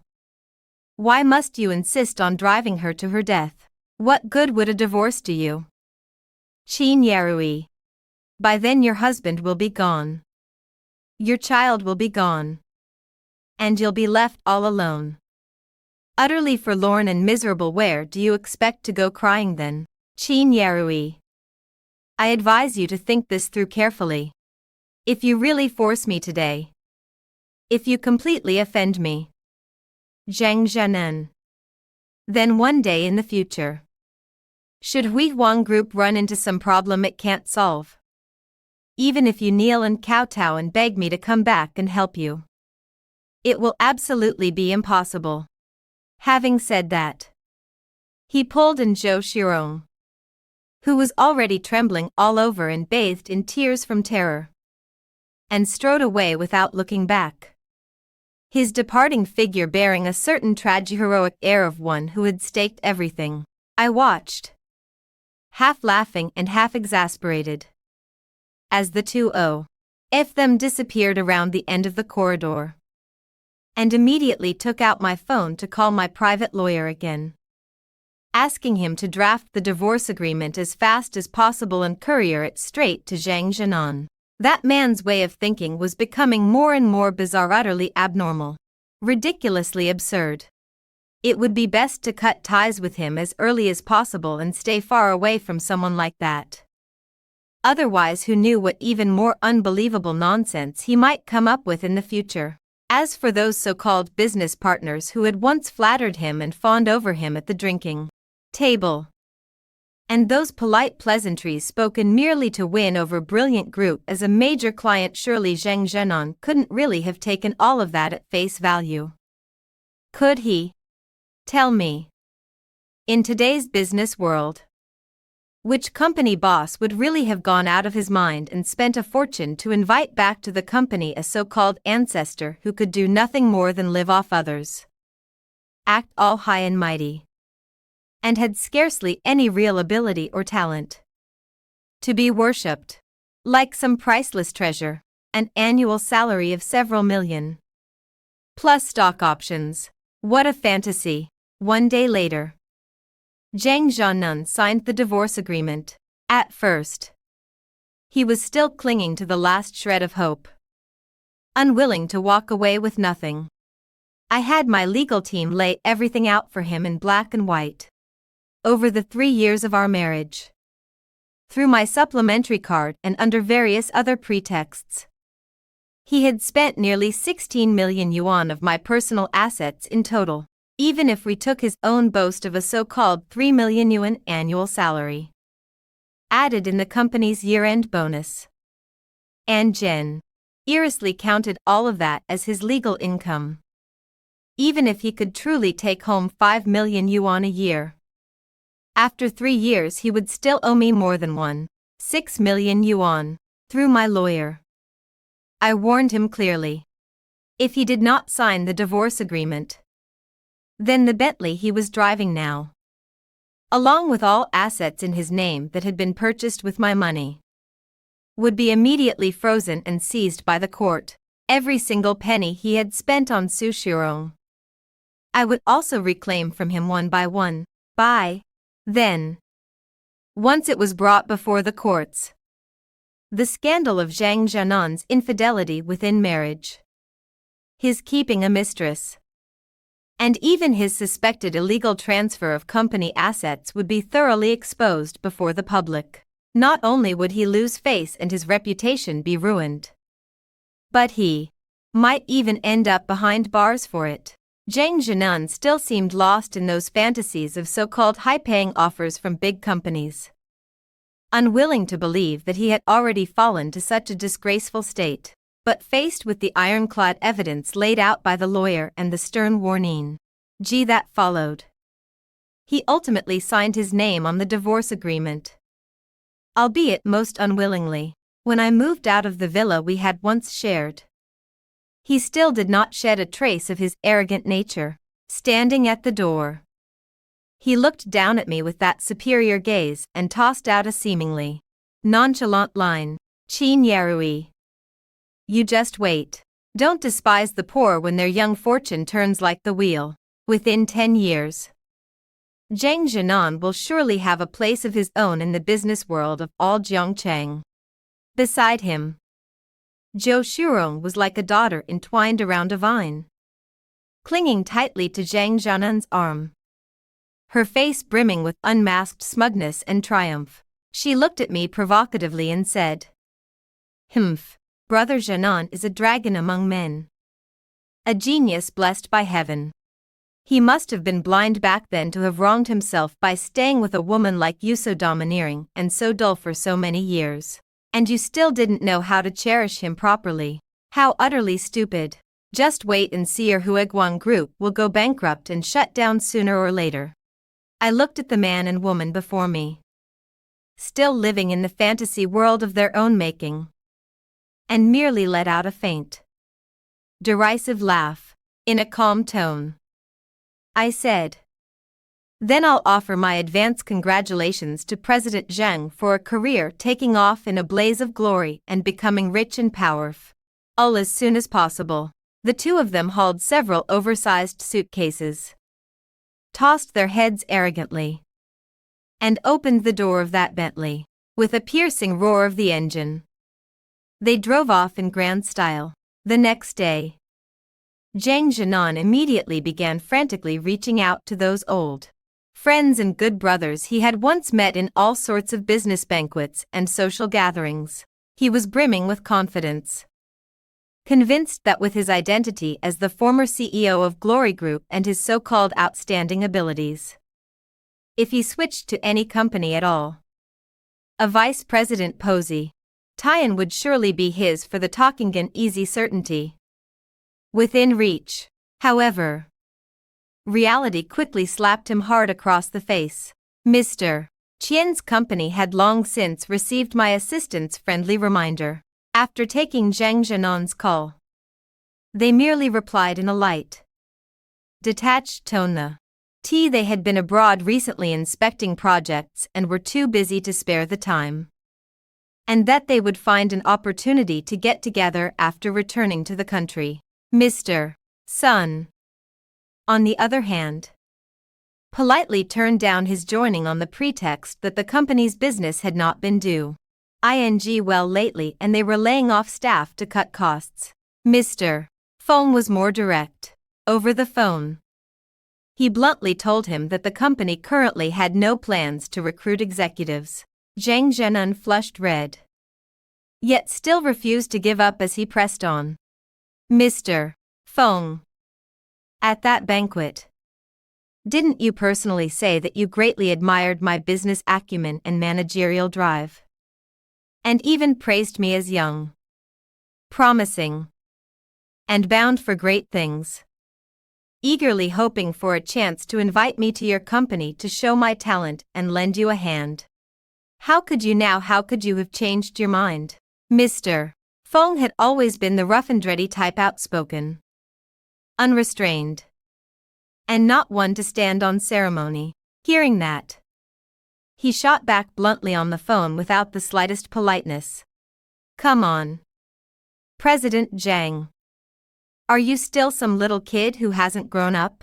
You took all those polite words over drinks at the table seriously. Back then, I only said a few flattering things to you out of respect for Huiguang Group and Mr. Qin. But now you're no longer the president of Huiguang Group, and you don't have its resources or connections anymore. What good would it do me to bring over a bear commander like you? Zhang Zhennan still refused to give up. In a humble tone, he said, Mr. Feng, you know me well. My management skills are still quite good, and I'm not bad when it comes to socializing and building relationships either. If the vice president position isn't open for now, I could always come RK as a personnel department manager for you, or even as the marketing director. Mr.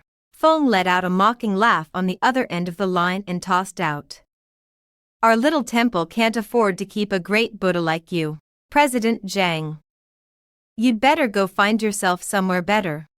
With that, he hung up the phone decisively without the slightest hesitation. Zhang Zhennan did not grow discouraged because of this. He stubbornly believed this was only because Mr. Feng had eyes but could not recognize a gem, unable to tell valuable treasure from junk. He kept brimming with confidence and went on contacting Mr. Wu, Chairman Zhou, and others. But in the end, the results were all much the same without exception. They all shut the door in his face. From the very beginning, Zhang Zhenan had boldly demanded a vice president level position. But as time went on, his expectations gradually sank lower and lower, until he was asking only to be made a department manager, then an assistant manager, and in the end, not even a team leader's position was offered to him. These old foxes in the business world were, on the one hand, naturally unwilling to offend me. Qin Rei, someone with both money and connections, merely by hiring him. On the other hand, no sane company would truly be willing to bring in a long since obsolete former boss as an ordinary employee. What? They were supposed to let him rely on his seniority and start making pointed remarks and pass judgment on every decision the company made. Zhang Jianan drove that ostentatious Bentley of his around, pulling strings everywhere and paying visits to old acquaintances, only to end up returning empty-handed, thoroughly disgraced. Before half a year had passed, he had already exhausted his savings and was forced to quietly pawn the brand Ed watches and precious jewelry he had once collected in order to make ends meet. Meanwhile, under my leadership, Bright Glory Group, bolstered by its deep cooperation with MTS and its continued innovation and transformation in the fields of new energy and artificial intelligence in recent years, had officially and successfully entered the ranks of the Fortune Global 500, becoming a truly leading enterprise in the domestic technology sector. The company decided to host a grand celebration banquet, inviting all the prominent and influential families, as well as distinguished figures from the business world in Zhongcheng, to attend. I was holding a glass of wine and exchanging polite pleasantries with a few uncles from old family friends when a commotion, neither too loud nor too quiet, suddenly rose from the banquet hall entrance. I frowned slightly and motioned for the assistant beside me to go check what was happening. Not long after, the assistant returned with a somewhat odd expression and lowered his voice to report to me that Zhang Jianan had come looking for us. All I heard was him shouting loudly at the entrance, "I'm the former vice president of Bright Glory Group. I'm your president Qin's ex-husband. What right do you have to stop me from going in? You people still want to keep working here, do you? If you don't let me in right now, believe it or not, I'll have every last one of you get the hell out of here."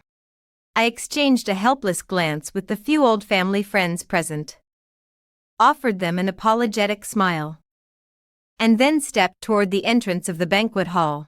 The moment Zhang Jianan saw me come out from inside, he lunged forward as if he had grasped a life-saving straw. Red-faced and flushed, he seized my arm and asked in agitated disbelief, "Yarui, was it you? Were you the one bad-mouthing me behind my back to them? Is that why they're all avoiding me like I'm a plague? Not even willing to give me a chance to work? Back in the day, which one of them didn't bow and scrape before me? Zhang Jianan, flattering me and currying favor. Why are you doing this to me? The brilliant group has grown and expanded now. It has international influence. But can you honestly say I, Zhang Jianan, didn't have a share in that credit? How can you be so heartless and ungrateful? To kick away the ladder once you've crossed the river. To butcher the ox once the millstone is done.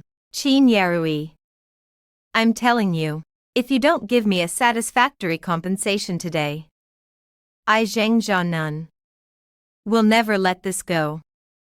On hearing this, I couldn't help but let out a scornful laugh, and asked in an even tone, "Zhang Jianan, never let it go. How exactly do you plan on not letting it go? And what compensation do you want from me?" Zhang Jianan's eyes flickered. He hemmed and hawed for a long while, and in the end, as if he had finally summoned up all his courage, he suddenly lifted his chin, put on a brazen, righteous expression of shamelessness, and said loudly, "I want 30% of the shares in Huiguang Group. Consider those shares the compensation you, Qin Yarui, owe me for the years of youth I've lost and the mental suffering I've endured. Otherwise I'll go to the tax bureau every day and report Huiguang Group for tax evasion and fraud. And then I'll report your production process to the Environmental Protection Bureau for polluting the environment. I'd like to see whether your company, Qin Yarui, can really withstand such a thorough investigation."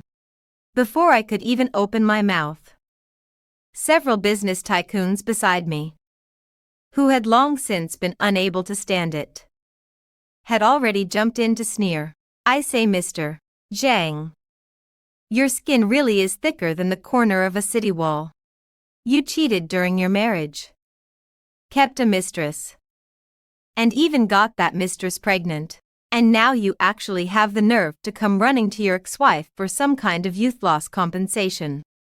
This is truly the height of absurdity. I, old Chien, have lived most of my life. And this is the first time I've ever seen someone so utterly shameless. Exactly. To me, this is the classic case of a freeloader trying to eat hard and getting addicted to it. When you run out of money, you want to come back and extort President Chien. Making a scene here.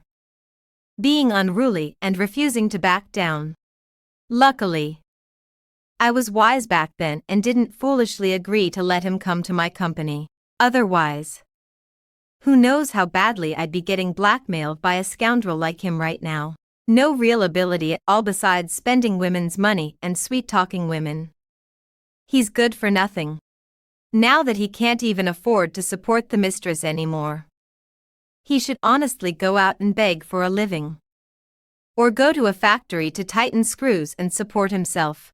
What's he doing coming to his ex-wife's company banquet to kick up such a racket? What is this supposed to mean? So because President Chien is kind-hearted and soft-hearted, she just deserves bad luck. And has to keep supporting his mistress and illegitimate child for him. Does she? The people around them started pointing at Zhang Zhannan and whispering among themselves. Mockery and contempt filled their eyes. And like countless invisible arrows, they shot straight at him all at once. Zhang Zhannan's face flushed instantly a deep liver red. Ugly beyond words. In the end, he seemed to realize that what he had done today was indeed far too humiliating. He swallowed hard, lowered himself, and, in a tone close to pleading, edged up to me and said softly, "Yarui, after all, the two of us, we were husband and wife once.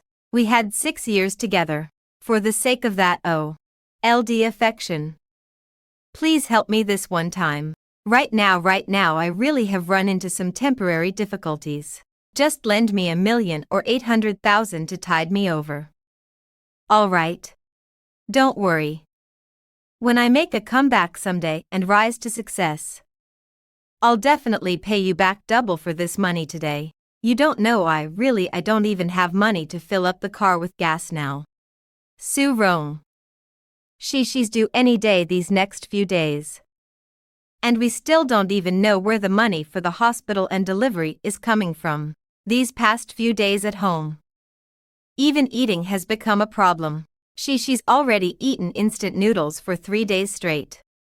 I looked at him with some suspicion and asked, "Zhang Zhannan, I remember that back then. In order to curry favor with that Zhou Shirong, you didn't skimp on all kinds of expensive jewelry and accessories for her. Just those things alone. If you sold a few of them off casually, would at least be worth over 1,000,000. Right. How could you not even come up with the hospital fees?" Upon hearing this, Zhang Zhannan lowered his head in embarrassment. In a voice as faint as a mosquito's buzz, he stammered, I told her about it too, but she said those things were gifts I had given her of my own free will back then. And now they all belong to her personally. She also said she's pregnant with my child now. And it's inconvenient for her to move around. So I should figure out a way to get the money myself. As for her things, I'm not allowed to touch a single one. After hearing his words, I could no longer hold back. I threw my head back and burst into a hearty, unrestrained laugh. Truly, heaven's justice is cyclical. Who has ever escaped the long arm of fate? This Zhou Shirong was also quite the straightforward soul. Vicious enough. And realistic enough. He couldn't touch the mistress's belongings. So Zhang Zhannan shamelessly came running to Mei's ex-wife, the one he had mercilessly betrayed and nearly ruined completely, to throw a tantrum. act shameless, and pressure me, sweet-talk me, and threaten me into giving him money? Was it because I, Qin Yarui, had always been too good to him? Or had I always given him the impression that I was nothing more than a soft persimmon he could pinch and knead at will? A sucker he could take from however he pleased. My gaze turned icy and sharp in an instant. Rather than waste any more breath on him, I immediately waved over several security guards who had been waiting not far away and said in a low voice, "Throw him out of here. If he dares keep making a scene here, shouting and causing trouble, and disrupting the normal order of our banquet, take him straight to the Public Security Bureau and charge him with provoking trouble." Several tall security guards immediately lifted anti-riot forks and, with blank expressions, pressed against Zhang Zhanan's back, driving him step by step toward the banquet hall exit. Zhang Zhanan was still shouting in unwilling anger. "Qin Yarui, you can't do this to me. You can't just turn your back on me like this.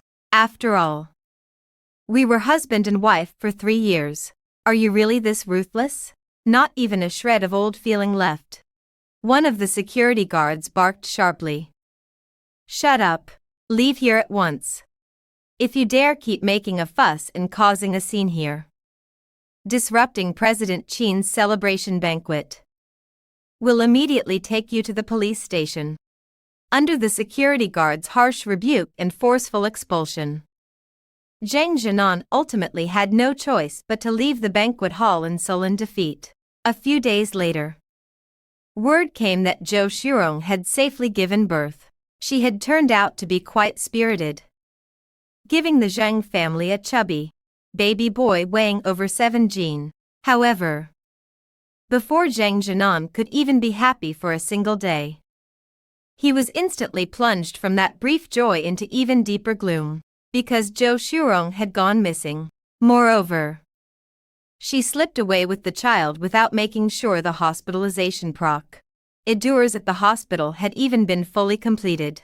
At first, Zhang Zhanan thought something terrible had happened, panicked to the point of frenzy. He searched everywhere for her. It was only when he returned in a daze to the cramped rented room they had been staying in that he discovered all the slightly valuable things in the place, including the rice cooker he had only bought not long ago, had been swept away by Zhou Shurong without a trace. Zhou Shurong left him only a note.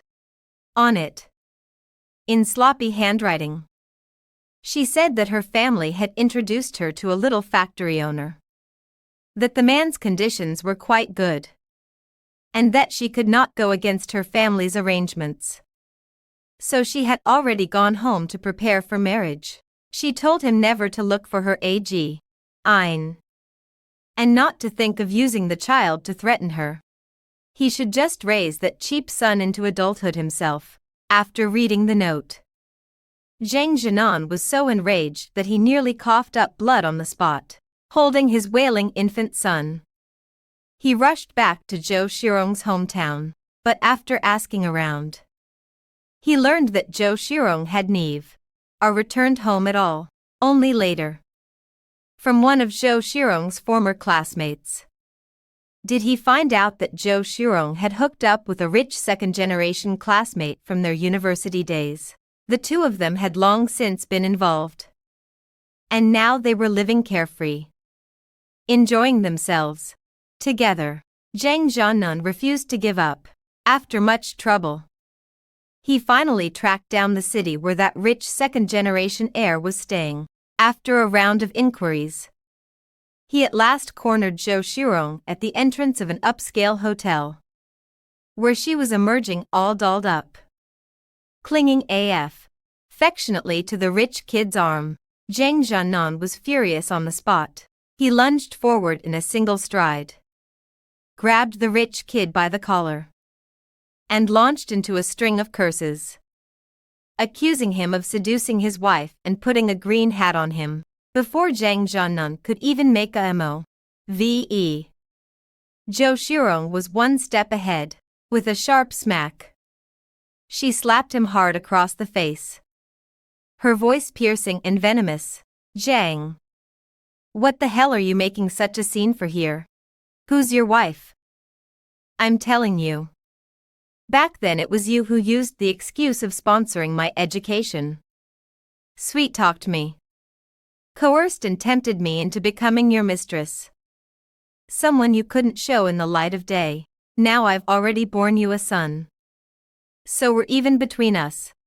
If you dare come here again to make trouble and interfere with my normal life, I'll go straight to the police station and report you for rape and abusing a woman. Before Zhang Jianan could even come to his senses from this sudden turn of events, Zhou Shirong was already intimately looping her arm through that rich second-generation heir's and, without so much as a glance back, the two of them left in each other's embrace without looking back. From beginning to end, Zhou Shirong never once turned around to look at the biological son Zhang Jianan was holding in his arms the child who was crying his lungs out from hunger and fright. Zhang Jianan was completely despondent, cradling his sobbing son. He made his dazed way back to Jiangcheng, like a wandering ghost. He once again took up station at the entrance of Hui Huang Group's office building. The moment he saw me coming out of the company, he immediately rushed over to me like a drowning man seeing a lifesaver, stumbling and scrambling as he cried, snot and tears streaming down his face. Yarui, I was wrong. I really know I was wrong. That Zhou Shirong. She's nothing but a complete and utter bitch. A deceitful woman with a heart of a snake and scorpion. She cheated me out of my feelings. Cheated me out of my money. And now she's even dumped our son on me and won't care for him anymore. He cried until tears and words ran together. His face smeared with tears and mucus, dripping all the way down to his neck. I looked at his pitiful, wretched state, and there wasn't the slightest ripple in my heart. I only asked calmly, "Oh, then coming to me now. You want to?" Zhang Jianan seemed to grasp the last straw of salvation. He hurriedly grabbed my sleeve and said urgently and humbly, "Yarui, I know you still love me in your heart. In this world, only you, Qin Yarui, are truly the best to me. It was all because I was confused for a moment, blinded by that temptress, that I did those things to hurt you. I've already come to my senses completely. The person I've loved most in my life has actually always been you. Yarui, let's remarry. Okay, please. Give me one more chance." I rolled my eyes in silence and rubbed my slightly swollen temple with my hand. Then squeezed out a single word through my teeth. "Get lost." Zhang Jianan still refused to give up. He clutched my sleeve tightly and pleaded bitterly. "Yarui, believe me. As long as we can remarry. From now on Zhang Jianan, will be your slave and workhorse. I'll follow you around. Serve you faithfully for the rest of my life. And never let you suffer the slightest grievance again. Look how beautiful our son is. He's especially clever." Just hearing a sound, those bright little black eyes of his immediately turned to look. He's definitely going to be a pillar of society someday. You won't have to give anything at all and you can still get such a smart, adorable son for free. How happy is that? I almost burst out laughing at his shameless remarks on the spot. Just because your eyes can move, does that make you smart? The pigs in a sty know to roll their eyes when they hear a sound too. Does that mean they're all gifted pillars of society? Zhang Jianan was still chattering on and on. "Yarui, listen to me. As long as we remarry, you can stay home in peace from now on, taking care of the household and raising the children, living as a carefree rich wife. Leave everything in the company to me. And I promise I'll run Hui Huang Group better than before, taking it to the next level. Every day, all you'll have to do is dress up beautifully, go shopping, do some spa treatments, and happily be your pampered lady of means at home. How wonderful would that be? I vaguely remembered that Zhang Zhannan, though somewhat vain and given to grandiosity, at least still had merit when it came to workability and ambition, though he had come from the countryside and carried a certain inferiority deep in his bones. That also made him display an even stronger sense of pride and competitiveness. I didn't know whether that Zhou Shirong had brainwashed him completely, or whether these past 2 years of unrestrained life as an acting president had caused him to lose himself entirely. The man he was now was practically a lunatic fused with selfishness, shamelessness, stupidity, and paranoia. His words and deeds absurd beyond all reason. I shook off his hand, which was gripping me so tightly and refusing to let go, and I no longer wanted to waste even half a sentence on him. Turning around, I strode quickly into the company gates. Zhang Zhannan still refused to give up and harassed me at the company entrance for several more days. Nearly every day, he was forcibly driven away by the dutiful security guards. In the end, the company even issued a clear order forbidding him from coming within 100 meters of the office building of Huiguan G Group. I heard news of Zhang Zhannan again about a month later. He had been formally arrested by the Public Security Bureau on charges of intentional injury and abandonment. It turned out that, driven by the sting of Zhou Shirong's heartless abandonment and the humiliation inflicted by that rich second-generation heir, he acted on impulse and bought a machete from the market. He then found the apartment where Zhou Shirong was living with that rich heir and slashed them off into serious injury. If the neighbors hadn't called the police in time, someone might have been killed. As for his own biological son, still in swaddling clothes, he had abandoned the child alone in that freezing rental room. If the landlord hadn't discovered him in time, the consequences would have been unimaginable. In the end, after being convicted of multiple crimes and sentenced together, Zhang Zhannan was sentenced by the court to 15 years in prison. His so-called smart and beautiful son was also sent to the local orphanage, waiting for a kind-hearted person to adopt him.